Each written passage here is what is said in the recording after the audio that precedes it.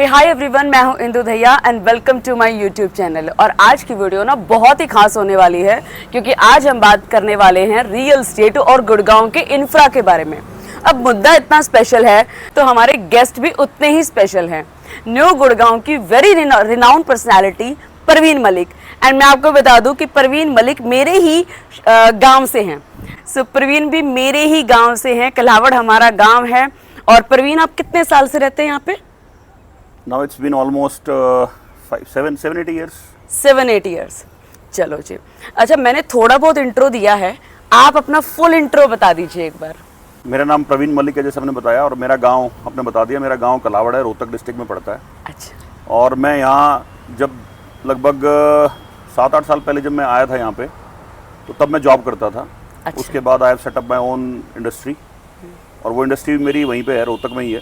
अच्छा, ओके। और उसके बाद फिर मैंने यहाँ सोसाइटीज़ को समझा, इस एरिया की डेवलपमेंट को समझा। ओके। और उसके बाद फिर मेरे को लोगों ने मौका दिया और मैं सोसाइटी का प्रेसिडेंट चुना गया। वाओ। उसके बाद मैं कॉन्टिन्यूसली तो नहीं, बीच में एक चुनाव मैंने छोड़ा था। अच्छा। बट 4 बार लोगों ने मेरे को मौका दिया है। मैं सबसे बड़ी गेटेड टाउनशिप है राइजिंग होम्स। ओके, ये राइजिंग होम वही है ना जिसको पहले सारे होम्स बोलते थे? राइट। और मैं 4 बार इसका प्रेसिडेंट रहा हूँ। 4th टाइम भी I am sitting president of the society. Very nice, मुझे भी प्राउड फील हो रहा है आपके साथ बैठ के। अच्छा परवीन, आप तो लाइक अब 7-8 साल से आप यहाँ हैं गुड़गांव में। एंड मतलब एज पर माई नॉलेज आप तो पॉलिटिकली और सोशली भी बहुत एक्टिव हैं, है ना?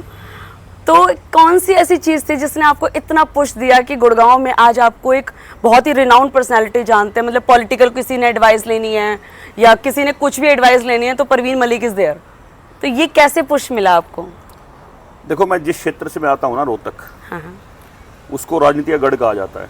तो कुछ जीन्स तो पास ऑन होते ही हैं। बिल्कुल। फिर मेरे फादर साहब सरपंच रहे हैं, तो उनके पॉलिटिकल जीन्स भी हैं।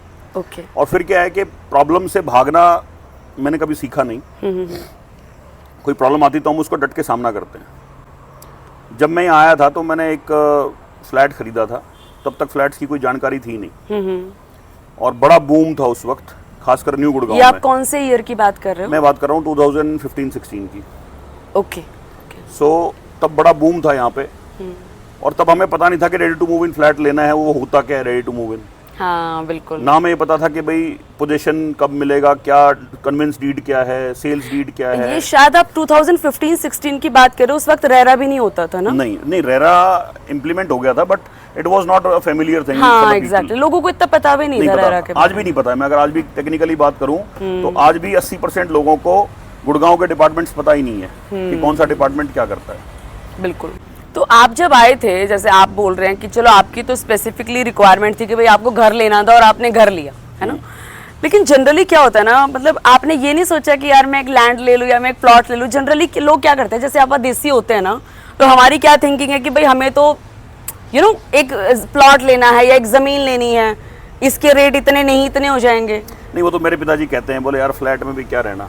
हाँ। ना छत अपनी ना जमीन अपनी। हाँ एग्जैक्टली। ये मैंने भी एक वीडियो बनाई थी और वो बड़ी वायरल हुई थी इस बात पे कि मकान वो मकान ही क्या जो जड़ समेत अपना ना ही हो, है ना? भाई ना छत अपनी ना जमीन हाँ अपनी। बिल्कुल बिल्कुल। लेकिन क्या है कि जो ये वर्टिकल लिविंग है ना, हाँ हाँ। ये अब नीड हो गई है। नीड इसलिए हुई क्योंकि पॉपुलेशन अपने आप में ग्रो करती जा रही है। तो प्रवीण, आपको भी क्या लग रहा है, जैसे गुड़गांव में एक्चुअली क्या है कि इन्वेस्टर्स हो गए या गुड़गांव के लोग हो गए या बाहर के भी हो गए, सब कह रहे हैं कि गुड़गांव की मार्केट इज लाइक एक वो है, क्या कहते हैं, बलून है जो फूटने वाला है, गुब्बारा है जो बबल। एग्जैक्टली। बलून तो फिर भी बच जाता है, बबल फूटेगा। हाँ, ये बहुत चल रहा है। और ये फूटेगा। आपको क्या लग रहा है, आई मीन किस तरीके से फूटेगा, क्या होगा? क्योंकि गुड़गांव के रेट तो अभी भी जब हम लोग देख रहे हैं, मैं बहुत पुरानी नहीं हूँ, मेरे को 4 साल ही हुए हैं, मैंने देखा है कि 15-16 हज़ार रुपये से बढ़ के पहले 15-16 हज़ार रुपये में लग्जरी चीज़ें आ जाती थी।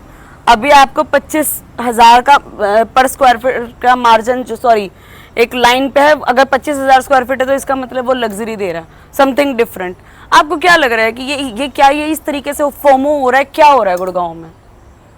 देखिए, है तो ये फोमो ही, ये बबल ही है, और ये किसी भी लेवल तक जस्टिफाइड नहीं है। कैसे लग रहा है आपको ऐसे? मेरे से बेहतर तो आपको पता है, अभी अपने थोड़े दिन पहले की वीडियो बनाई थी ट्रम्प टावर के पास खड़े होकर, जहाँ पानी मतलब मेरे ख्याल घुटनों तक पानी था। एग्जैक्टली। और वो वीडियो पूरी वायरल भी हुई थी। Exactly. इनफैक्ट बहुत से पॉलिटिशियंस ने उसको पिकअप किया था। एग्जैक्टली। ठीक है, तो वही रीजन है, उस रीजन पे ही आपकी सारी चीज अटक जाती है कि इंफ्रा प्रॉब्लम कर रहे हैं। इंफ्रास्ट्रक्चर जो गुड़गांव का है ना, and that is to basic infrastructure. क्योंकि सड़कें तो इंसान को चाहिए ही ना यार। आप इतनी महंगी अपनी इतनी मर्सिडीज गाड़ी लेके निकल रहे हो, ऑडी निकल रहे हो, जा रहे हो तुम गारा के वो क्या कहते हैं, कीचड़ के अंदर ही। और तो कीचड़ के अलावा फिर थोड़ा सा जब आगे निकलते हो तो कूड़े का ढेर मिलता है। एग्जैक्टली। तो इसका क्या करा जाए? थोड़ा सा जब आप आगे निकलते हो उस कूड़े के ढेर को पास ऑन करते हुए फिर आपको वहां पे एक स्ट्रे कैटल्स मिल जाते हैं। एग्जैक्टली। ये बहुत बड़ी प्रॉब्लम आ रही है। आप समझिए गुड़गांव सबसे बड़ा रेवेन्यू सिटी है हरियाणा का। Exactly. 40% of total revenue of the whole state is coming from Gurugram. Exactly. और तब जाके ये कंडीशन है। पहले तो चलो हम सोचते थे भाई ठीक है, एक पॉलिटिकल सिस्टम अलाउ नहीं करता। अब तो पिछले अगर मैं बात करता हूँ 2 प्लान यानी लगभग 11 साल से टॉप टू बॉटम एक ही सिस्टम है। ब्यूरोक्रेसी भी वही है। Now we have multiple departments in place. Exactly. GMDA, MCG, now they have shrinked this MCM also. तो मतलब मेरे ख्याल से सोच थॉट उसकी तो कमी नहीं होनी चाहिए, बट ग्राउंड पे इम्प्लीमेंटेशन नहीं है। एग्जैक्टली। यही बात हो और रही है। वो आम आदमी की जरूरत पूरी नहीं हो रही है। यस, वो जो चेक बैलेंस है ना, वो बैलेंस नहीं करता जो रेट यू आर कोटिंग। हाँ बिल्कुल सही कह रहे हो। जो बिल्डर 25,000 का रेट कोट कर रहा है ना, अब वो रेट तो कोट कर दिया उसने 25,000 का। द मोमेंट वहां से जब वो बंदा बाहर निकलता है विद इन द सोसाइटी तो उसको बड़ी चकाचक सड़कें हैं। अब वही बात है ना यार, अगर मान लो यही पानी किसी सस्ती सोसाइटी के यहाँ भर जाता तो हमारे पास है कि भाई सस्ता रो बार बार, महंगा रो एक बार, हम तो महंगे में जाएंगे। लेकिन अगर महंगे के सामने भी ये हो रहा है तो फिर किस बात का फिर महंगे तो कोई... की तो और बुरी हालत है। महंगे की तो और बुरी हालत है, क्योंकि क्या है, सारे मिलेनियल लोग रहते हैं सिटीज में। बेचारा जो कॉलोनी में कहीं रह रहा है ना, वो फिर भी कहीं जाके आवाज उठा लेता है। हाँ। 20-30-50 आदमी इकट्ठे होकर कहीं सड़क पे आ जाते हैं, प्रशासन पे, सरकार पे दबाव बना देते हैं। एग्जैक्टली। सोसाइटीज में जो लोग रह रहे हैं, हमारी तो दुविधा सबसे बड़ी ये है कि हम रिट्रीट नहीं कर सकते। और उसके लिए क्या होता है, चाहे एडमिनिस्ट्रेशन है चाहे गवर्नमेंट है, वो हमें फॉर ग्रांटेड लेती है। बिल्कुल सही कह रहे हैं। और जहां तक बिल्डर की बात है, बिल्डर का भी अपना एक सिस्टम एक्सेस तो चलता ही है, उसको आप अवॉइड नहीं कर सकते। आज भी अगर मैं EDC IDC की बात करूं तो मेरे ख्याल से लगभग 9,000 करोड़ रुपए पेंडिंग है। लेकिन सरकार के खाते में गया भी तो 15,000 करोड़ प्लस है। बिल्कुल तो सही उसकी अगर उसका मैं कहता हूं, अगर कहते हैं ना इंटरेस्ट भी अगर सरकार थोड़ा खर्च करे ना प्रॉपर तरीके से, तो भी काम बन जाए, तो भी काम हो जाए। तो अभी मैं अपने एरिया की बात कर लेती हूँ जहाँ से मैं आती हूँ। SPR रोड से मेरा रोज का आना जाना है। अब वहाँ पे एक टेम्परेरी डंपिंग यार्ड लगा दिया गया है। हाँ बिल्कुल लगा दिया है। आस पास में बड़े डेवलपर हैं जो 100 एकड़ की टाउनशिप ला रहे हैं, कोई अपना बड़ा टावर लेकर आ रहा है जो अभी तक गुड़गांव में नहीं बना है, सिंगापुर का कॉन्सेप्ट लेकर आ रहे हैं, और भी बहुत सारी चीजें हैं। तो ये सोल्यूशन क्या है? मतलब ना इंफ्रा अच्छा है, डंपिंग यार्ड कहीं पे भी आ रहे हैं, आपने बताया स्ट्रे कैटल कहीं पे भी आ रहे हैं, ये इतना सब कुछ मैनेज क्यों नहीं हो पा रहा है? कहाँ पे प्रॉब्लम आ रही है? Mindset. Okay. Mindset of the people also, क्योंकि जब तक लोग रिट्रीट नहीं करते ना, और खासकर डेमोक्रेसी में, आपने गुड़गांव में कभी प्रोटेस्ट देखा है कि इन चीजों के खिलाफ कोई कॉमन मैन, मैं पॉलिटिकल पार्टीज की बात नहीं कर रहा, कि कोई कॉमन मैन सड़क पे 100, 200, 500 लोग उतर के और किसी कॉमन एम्यूनिटी के लिए प्रोटेस्ट कर रहे हैं? नहीं, बिल्कुल भी नहीं। इवन आई वाज अमेज, अभी पीछे जो स्ट्रे डॉग्स का लगा था, औरतें जा जाके रो रही है। मैं यहाँ पे किसी के खिलाफ नहीं बोल रही हूँ, ठीक है आप करो, आपका एक आपका एक लवेबल पैट है and all that, but still आप उनके लिए प्रोटेस्ट कर रहे हो। आप गुड़गांव के लिए कोई नहीं जाके खड़ा हो रहा है, इतना खराब इंफ्रा हो गया है। मैं वही कह रहा हूँ ना कि सबसे बड़े कसूरवार तो हम ही हैं पहले तो। फिर क्या है, अगर कोई बोलता भी है तो क्या हो गया कि यहाँ पे पॉलिटिकल सिस्टम हमारा इतना डीप इनसाइड पेनिट्रेट कर दिया गया है। अभी थोड़े दिन पहले अगर मैं एग्जांपल दूं तो एक इंसिडेंट हुआ कि प्रधानमंत्री जी की माता को गाली दे दी गई। हाँ, मैंने उस पे तो आप समझो कि जो रूलिंग पार्टी है उसके लोग सड़क पे आ गए, पुतला फूंक दिया, ठीक है, जबकि it was nowhere relevance to Haryana और गुड़गांव। बिल्कुल सही बात बोली ठीक आपने। है, हाँ। लेकिन उसके लिए वो सड़क पे आ गए। घर से निकलते ही उनको इतना बड़ा कीचड़ का माहौल दिखता है, कूड़े के ढेर दिखते हैं, और आवारा पशु दिखते हैं। और आवारा पशु में भी मैं एक बात और बता रहा हूं मैं आपको, कई बार मतलब आपको मेरी टोन में भी थोड़ा गुस्सा नजर आ गया होगा। हाँ हाँ दिख गया है। जो रूलिंग पार्टी है वो बहुत बड़ी बड़ी बातें करती है कि हम बहुत बड़े गौ सेवक गौ भक्त हैं, और आपको शायद पता नहीं होगा 7.5 लाख रुपए हर महीने गौशाला को एक गोदान निधि के तहत स्टेट गवर्नमेंट देती है। अच्छा। सड़क पे जितने भी आपको ये पशु दिखेंगे ना, इनमें गायें आपको मुश्किल से 5% दिखेंगी, क्योंकि गायें दूध देती है। आपको बाकी जो दिखेंगे वो सारे के सारे गौवंश दिखेंगे, जिसको हम अपनी लोकल भाषा में या तो खागड़ कह देते हैं। हाँ सही कह रहे हो। ठीक है, बिल्कुल। अब उनका कसूर क्या है तो वो भी गौवंश ही, लेकिन वो सड़कों पे थैलियां भी खाते हैं, क्योंकि वो एक पूरी चेन सिस्टम है ना।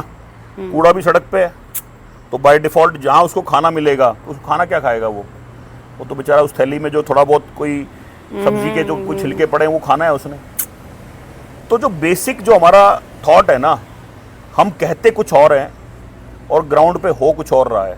तो आपके अकॉर्डिंग आपको क्या लग रहा है, मतलब किस चीज से इसको इम्प्रूव किया जा सकता है, क्या करें ऐसा? देखिए मैंने बताया ना, इम्प्रोवाइजेशन ऑफ थॉट्स, और उसमें क्या है, मैं 3 चीजें बोलता हूँ, चाहे उसमें गवर्नमेंट है चाहे उसमें एडमिनिस्ट्रेशन है। करप्शन सिर्फ हमारे देश में नहीं है, ना हमारे स्टेट में या हमारे सिटी में नहीं है, करप्शन ग्लोबली है। I have been to multiple countries, मेरा काम रहता है, करप्शन ग्लोबली है। हम भी अगर बात करें तो हम 74-75वें नंबर पे आते हैं करप्शन में, अगर मैं ग्लोबली बात करूं तो। इट मीन्स हमारे से ऊपर तो बहुत सारे देश हैं। बिल्कुल। उसको तो मैं एक दिन में खत्म कर नहीं सकता। सरकार कितनी बड़ी बड़ी बातें करें कि वो ना खाऊंगा ना खाने दूंगा, मैं भ्रष्टाचार समाप्त कर दूंगा, अब की बार भ्रष्टाचार मुक्त सरकार, इस तरह की ये सब जुमले हैं। मैं कहता हूं आपने जो करना है ना, जो सिस्टम आपने जिस तरीके से चलाना है आप चलाइए, लेकिन 3 चीजों पे, खासकर सिविक कम्युनिटीज पे, because they are directly related to a common man. जो आदमी सुबह अपने घर से परेशान होकर, हस्बैंड वाइफ दोनों नौकरी पे निकलते हैं, अपने बच्चे को अकेला छोड़ते हैं घर में या किसी मेड के पास छोड़ते हैं, बिल्कुल, सो दैट वो उतना अर्न कर सकें कि अपने घर की EMI दे दें, गाड़ी की EMI दे दें, क्योंकि मिडिल क्लास को तो EMI के भरोसे छोड़ दिया है। बिल्कुल। उसको सिर्फ बेसिक क्या चाहिए कि मैं सड़क पे निकलूं तो सड़क ठीक मिले, ट्रैफिक जाम ना मिले, मुझे कहीं कूड़े की ढेर ना मिले, बिल्कुल, मुझे हरियाली ठीक ठाक मिले। इसके अलावा तो उसकी कोई रिक्वायरमेंट नहीं है। बिल्कुल। अगर गवर्नमेंट इन चीज़ों को छोड़ के, अरे बाकी तो 50 जगह हैं जहाँ करप्शन हो सकता है, आप दबा के लूटो ना जितना लूटना है, हम कह ही नहीं रहे और कोई भी नहीं कहेगा, लेकिन कम से कम ये जो सिविक कम्युनिटीज़ हैं, सिविक कम्युनिटीज़ में गवर्नमेंट थोड़ा सा स्ट्रिक्टनेस दिखा के और टारगेट ओरिएंटेड होके, क्योंकि जब तक आप टारगेट ओरिएंटेड नहीं होंगे ना, प्लस कुछ ऐसे प्रबुद्ध लोगों को आप सिस्टम में लेके आओ, और ये जनता के लिए भी है। जनता क्या करती है, जाति के नाम पे दे ठप्पा, ठीक है, धर्म के नाम पे दे ठप्पा। हाँ। आप जब तक इंटेलेक्ट लोगों को सिस्टम में का पार्ट नहीं बनाओगे तो आपकी वहां पे आवाज उठाएगा कौन? सही बात है। तो वो इट इज अब आज के टाइम पे तो कुछ हो नहीं सकता, बिकॉज सेंटर में भी गवर्नमेंट है, स्टेट में भी गवर्नमेंट है, नाउ लोकल बॉडीज की भी गवर्नमेंट है। लेकिन मैं कह रहा हूँ वो जो हैं उनसे भी मेरा आग्रह यही है, आपके माध्यम से मैं कहना चाह रहा हूँ कि ये सिविक कम्युनिटीज को छोड़ के बाकी आप दबा के करप्शन करो, किसी कोई कुछ नहीं कहने वाला आपको। बिल्कुल। लेकिन ये चीजें अगर आप छोड़ दोगे तो आप समझोगे कि कंट्री की जो डेवलपमेंट है ना उसमें भी आप कंट्रीब्यूट करोगे। प्लस जो कॉमन मैन है, या जिस तरह आपने मेरे को एग्जांपल दिया कि यार 25,000 पर स्क्वायर फीट का फ्लैट जस्टिफाइड है कि नहीं है, वो भी जस्टिफाई हो जाएगा। बिल्कुल सही बात है। अगर इंफ्रा आप दे दो, हमारी बेसिक नीड पूरी कर दो, हमें उतना इंफ्रा दे दो, हम पैसा पे करने को रेडी हैं। एग्जैक्टली। बिल्कुल सही कह रहे हैं आप। तो ये जब तक ये ट्रांसफॉर्मेशन रिफॉर्म नहीं होगा ना, क्योंकि कोई अगर काम करना भी चाहे तो उसको ये सिस्टम रोक देता है काम करने से। तो पॉइंट ये है कि जब तक आदमी खुद ये नहीं सोचेगा ना, चाहे वो पॉलिटिशियन है, चाहे वो मेरा विधायक है, चीफ मिनिस्टर है, जब तक उसके दिमाग में थॉट नहीं आएगा ना, जैसे आज ही मैं अगर बात करूँ तो मुख्यमंत्री जी सुबह आए थे, एक उन्होंने वो अभियान शुरू किया है, सफाई का अभियान, वो झाड़ू लगा रहे थे, I have seen in area. तो मैं कह रहा हूँ पिछले 11 साल से हर 2-4 महीने में 5-6 नेता खड़े होते हैं, झाड़ू लेते हैं बड़े बड़े, और वो झाड़ू से सफाई करना शुरू कर देते हैं। बिल्कुल बिल्कुल। उसका रिजल्ट क्या है? उसका कोई रिजल्ट नहीं है। इवन प्रधानमंत्री जी से तो बड़ी ताकत नहीं है आज के टाइम पे देश में। उन्होंने बोला भाई स्वच्छ भारत मिशन, स्वच्छ भारत अभियान, बड़े बड़े नाम हो गए, नीति आयोग ने इतने बढ़िया शानदार नाम दिए, और मैं खुद स्वच्छ भारत मिशन में ब्रांड एम्बेसडर हूँ म्युनिसिपल कॉर्पोरेशन मानेसर के। ओके। मैं इंडिविजुअल कैपेसिटी में बीइंग एन आरडब्ल्यू प्रेसिडेंट मैं अपना काम कर रहा हूँ, जो मेरा आपका तो मैंने देखा है इवन सारे होम्स इतनी आई मीन जो आपकी सोसाइटी का नाम राइजिंग होम्स, इसमें इतनी पुरानी सोसाइटी होने के बाद भी वो बहुत मैनेज, आपने बहुत प्लांटेशन वगैरह कराया है जहाँ पे आपका ऑफिस एंड ऑल है। मैं वही कह रहा हूँ, बेसिकली क्या है कि जो मेरा काम है बीइंग आरडब्ल्यू प्रेसिडेंट, मेरा वेस्ट मैनेजमेंट प्रॉपर से हो, मेरा वाटर कंजर्वेशन ठीक ठाक हो, I should be transparent with people. मेरे तीन ही तो काम है, वो हम कोशिश करते हैं कि हम ठीक करें। और मेरी एक्सपेक्टेशंस मेरे साथी जो आरडब्ल्यू हैं, फिर जो उसके बाद काउंसलर्स हैं, उसके बाद विधायक हैं, उसके बाद मंत्री हैं, फिर चीफ मिनिस्टर हैं। अब मैं अपनी सोसाइटी में काम तो कुछ करूँ नहीं, बिल्कुल, और हर 15 दिन में लेके झाड़ू सड़क पे, और मैं दो पत्ते इधर हिला दूं, 2 पत्ते इधर हिला दूं, उससे क्या रिजल्ट मिलेगा? रिजल्ट कुछ नहीं मिलेगा उससे। तो आपको क्या लगता है अभी? अच्छा प्रवीण, एक बात बताओ, अभी जो रियल स्टेट में इतना फोमो हो गया है, इंफ्रा खराब है जैसे कि आपने बताया, बट स्टिल रेट्स पे कोई लगाम नहीं है। बिल्डर हैं कि नए नए प्रोजेक्ट ला रहे हैं, नए नए कॉन्सेप्ट ला रहे हैं, तो इनके बारे में आपका क्या थॉट है, पर्सनल थॉट? सिंगल थॉट बताऊं, बिना किसी बायस्ड, बिना किसी कुछ के, बिल्कुल ऑनेस्ट आंसर। सिंगल थॉट, बिल्कुल हरियाणा वाला। हाँ, वो है बात देसी वाली। गधी मरी पड़ी और बाड़े सोनीपत के। ये तो आपने कमाल ही कर दिया। इसको थोड़ा एक्सप्लेन भी कर दो। बेसिकली क्या है, इंफ्रास्ट्रक्चर मैंने बताया, जैसे कि इंफ्रास्ट्रक्चर तो जीरो है। हाँ। आप सीवरेज के नाम पे ले लो, रोड्स के नाम पे ले लो, स्टॉर्म वाटर ड्रेन्स के नाम पे ले लो, सैनिटेशन के नाम पे ले लो, हाँ। 1% भी अगर इम्प्रोवाइजेशन हो ना, भाई I am staying in this Gurgaon since last almost now 7-8 years, अगर मुझे 1% भी इम्प्रोवाइजेशन लगता ना, मैं 100% अपनी बात को रिवोक कर लेता। लेकिन मैं तो कह रहा हूं बद से बदतर होती जा रही है हालत। अब इंफ्रास्ट्रक्चर की हालत बद से बदतर हो रही है, और रेट शूटअप कर रहे हैं, मतलब 8,000 से 10,000, 10,000 से 15,000, 15,000 से 25,000, और मेरे को सुनने में कोई 40,000 का भी प्रोजेक्ट लॉन्च हुआ था। हाँ। ठीक है, अब 40,000 के प्रोजेक्ट में the moment you know step out from your society, और अब वो कूड़े का पहाड़ दिख रहा है, तो वो तो फिर गधी मरी पड़ी है और बाड़े सोनीपत के हो गए। अच्छा, इसमें ना मतलब मैं पर्सनली एक बात नोटिस कर पा रही हूँ, गुड़गांव जो हो गया ना वो बहुत रिच के लिए हो गया, मतलब नॉर्मल मिडिल क्लास के लिए, जैसे फॉर एग्जांपल यार 1.5 करोड़ से 2.5 करोड़ का जो बजट है, उसमें लोगों के पास, मतलब इवन एज ए रियलिटर मेरे पास भी कुछ नहीं है उनको देने के लिए। कहाँ है? रिच के लिए भी नहीं है ना, समझो ना मेरी बात को। अब रिच ने सुशांत लोक में फ्लैट घर तो ले लिया, जब 4 बूंद गिरती है घर से बाहर कैसे निकलेगा वो? और उसकी तो लैम्बोर्गिनी डूब जाएगी, क्योंकि लैम्बोर्गिनी की तो हाइट और कम होती है। कम से कम भाई मेरे पास स्कॉर्पियो फॉर्च्यूनर है, मैं तो निकाल ले जाऊंगा। अच्छा, एक बात और है प्रवीण कि जनरली क्या देख रहे हैं ना, अभी एक बहुत बड़ा सा स्कैम भी हो रहा है। मैंने कुछ वीडियो देखी हैं इंस्टाग्राम पे, उसके ही बिहाफ पे मैं आपसे पूछ रही हूँ। आप तो इतने पुराने हैं और बहुत ही सीनियर हैं स्टिल। इतना पुराना भी नहीं हूं मैं। एनीवेज, क्या है ना कि बिल्डर जो पहले कमिटमेंट कर रहा है ना, जैसे कि पहले बोल देते हैं कि जी 24 मीटर की रोड आनी है, हम तो ये करके देंगे, वो करके देंगे। जब पोजीशन मिल जाती है तो लोग सिर्फ प्रोटेस्ट करते रह जाते हैं। इसके बारे में आप क्या सलाह देना चाहते हो लोगों को कि लोग क्या करें, या बिल्डर अपनी किस आदत को सुधारे कि वो एक कस्टमर सेटिस्फेक्शन दे पाए? देखो, बिल्डर कोई सलमान खान तो है नहीं कि कमिटमेंट करेगा और पूरी करेगा। ये भी ठीक है, और बिल्डर हो जाएंगे खुश अब। तो उसमें क्या है कि बिल्डर का तो सिस्टम चलेगा ऐसे ही। हाँ। ये तो जो जनता है ना, हाँ। उसको थोड़ा सावधान होना पड़ेगा। हाँ। Over a period of time जनता सावधान हो भी गई है, और जितनी जनता सावधान हो जाएगी ना, बिल्डर उतना अपने सिस्टम को ठीक करना शुरू कर देगा। आज से मैंने बताया ना, आज से अगर 7-8 साल पहले की बात, अब मेरे से ही अगर मेरे लिए बात करो आप, मुझे कन्वेंस डीड का मतलब भी नहीं पता था। आज मेरे से बहुत से लोग कंसल्टेंसी लेने आ जाते हैं, बात फोन कर लेंगे, अक्सर इस सोसाइटी में ये इशू है, तो मैं बहुत लोगों को सपोर्ट करता हूं। लेकिन आज से अगर आप 7-8 साल पहले मेरे से पूछ लेते कि यार एसटीपी क्या होता है, तो मुझे भी नहीं पता था। But over a period of time मैंने खुद ने भी और बाकी लोगों ने भी अपने आप को बहुत इंप्रोवाइज किया। बट स्टिल, हाँ, आप मुझे एक बात बताओ, आप एक ऐसी एक सटीक सलाह बताओ कि एक इन्वेस्टर एंड यूजर जब बिल्डर के पास जाता है तो वो ऐसे कौन से सवाल करे, या ऐसी कौन सी चीज अपने पास रखे कि जिससे वो काउंटर कर सकते हैं कि भाई आपने पहले ये प्रोमिसेस करे थे और वो आपने पूरे नहीं करे। देखिए, एक सलाह नहीं है ये, इसमें तो क्या है कि मल्टीपल चीज़ें हैं, क्योंकि एक सोसाइटी जब बनती है ना, उसमें बहुत सारी चीज़ें होती हैं जो फ्यूचर में लाइवलीहुड पे डायरेक्ट इम्पैक्ट डालती हैं। सबसे पहली बात है कनेक्टिविटी। आज के टाइम पे अगर मैं गुड़गांव की बात करूँ तो कम से कम 100 बिल्डिंग ऐसी होंगी या 100 टाउनशिप ऐसी होंगी जहाँ पे 24 मीटर रोड की कनेक्टिविटी नहीं है।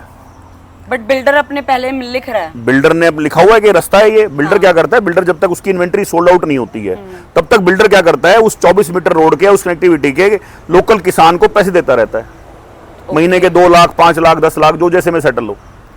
जैसे उसकी इन्वेंट्री सेल आउट होती है उसके बाद बोलता है भाई तुम जानो और तुम्हारा काम जाने। फिर वो जो जनता है वो सड़कों पे उतरती है। हालांकि उतरती तो कौन है, पर वो कहने को वो ट्विटर सोशल मीडिया पे उस पे वो अब उतरने लग गए हैं, अब लोग बोल रहे हैं। बट हाँ, अभी उनका सोल्यूशन नहीं हुआ है या जो भी है, बट लोग बोल रहे हैं। वो प्रॉब्लम इतनी गहरी हो जाती है तो फिर लोगों को ना, फिर वो क्या करते हैं, वो जो उस प्रॉब्लम के साथ जीने में आदत डाल लेते हैं। इवन आपके न्यू गुड़गांव में एक प्रोजेक्ट है, रिनाउंड डेवलपर है, प्रोजेक्ट बना दिया है ना, तो उसका पोजीशन आ रहा है और अब पता लगा कि उसका रास्ता ही नहीं है। हाँ, तो ऐसे एक थोड़ी है, तो बहुत सारे हैं। हाँ, तो बंदा जाएगा कहाँ से, क्या करेगा? हाँ, तो मैं बोल तो रहा हूँ, फिर वो क्या करते हैं, वो उस कॉमन मैन को, वो जो बंदे ने जिसमें वहां पे घर ले लिया है, हाँ। मतलब विदाउट नोइंग द फैक्ट्स, उसको बोलेगा भाई अब जाके तुम अपने लोकल प्रशासन से बात करो। हाँ।